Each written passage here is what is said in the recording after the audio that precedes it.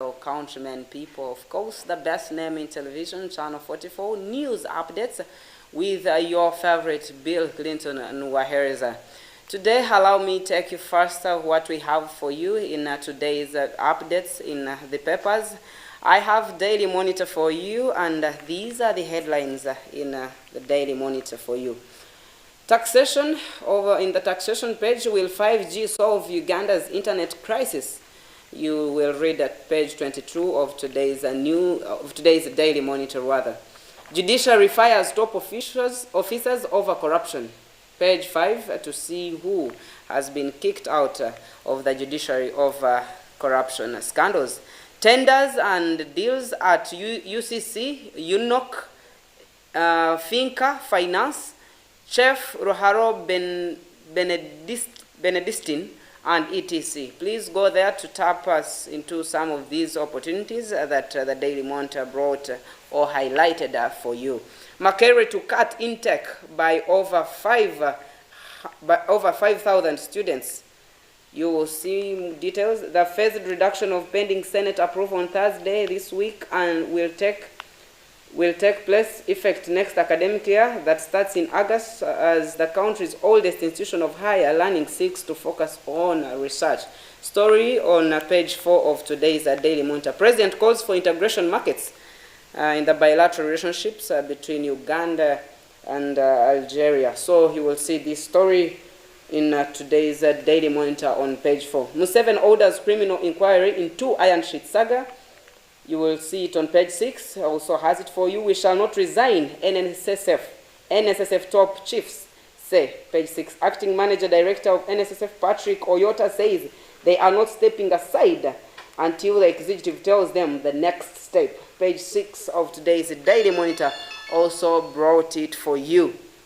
Outside the region, we begin in the UK. The first special stamps bearing head of King Charles are being released by the Royal Mail, with Hill shot appearing on a set showing popular gardens flowers.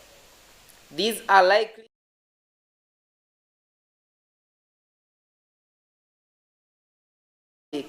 and this replaces a design showing the Queen's head used continuously on commemorative stamps since 1968. Between US and Canada, the US President Joe Biden has approved a major oil and gas drilling project in Al-Saka that faced strong opposition from the environmental activists.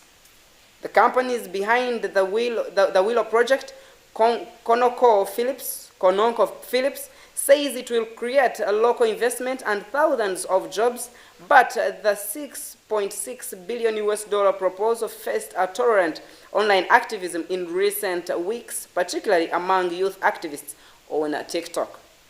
Opponents argued on this particular case it should be halted over its climate and wildlife impacts. Around science and environment, structure and civil engineers from the UK have traveled to Turkey to help to investigate the damage caused by last month's powerful earthquake. They are collecting geological data and carrying out a detailed assessment of why so many buildings collapsed. But the sheer power of the quake also caused some of the devastations, and the ground movement was so great in some areas that it existed while designed with sand. And in Africa, continually, more than 60 bodies have been recovered in Malawi's main commercial hub of Balanta after Tropical Storm Freddy hit South Africa for the second time in a month. Strong winds and rains continue to cause severe destructions, and relentless rain and strong winds have hampered overstretched emergency teams in the country's southern and central regions, which are worst and affected by this disaster. Those are the news updates for you tonight or this morning. Details of these tales, we will have them in today's news in brief in the afternoon with Mercy Geshegu Sembatia. Stay tuned for the best programming on Channel 44. The pastor's program is next. Come, please stay tuned and see what the Lord is doing around the corners of Miracle Center and the land where miracles are very compulsory.